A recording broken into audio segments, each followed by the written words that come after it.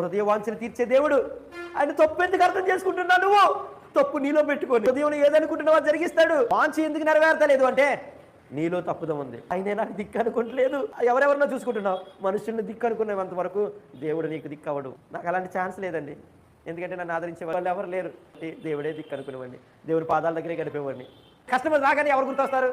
రాజాకి మాత్రం దేవుడు గుర్తొచ్చేవాడు. వెళ్ళిపోయేవాడు పాదాల దగ్గర పాదాలు తడుపుకుంటూ నా దుఃఖమంతా పోయే వరకు, నా దుఃఖమంతా ఇమిడే వరకు, ఆయన శక్తితో నన్ను నింపే వరకు నేను ఆయన సన్నిధిలో నిలబడి బలాన్ని ఇచ్చేవాడు. దేవుడికి మరలా వచ్చేవాడు. ఎందుకు భయపడుతున్నావు అంటే ఆ క్రీస్తు నా కొరకు పుట్టాడు అన్న సంగతి హేరోదు గ్రహించలేకపోయాడు.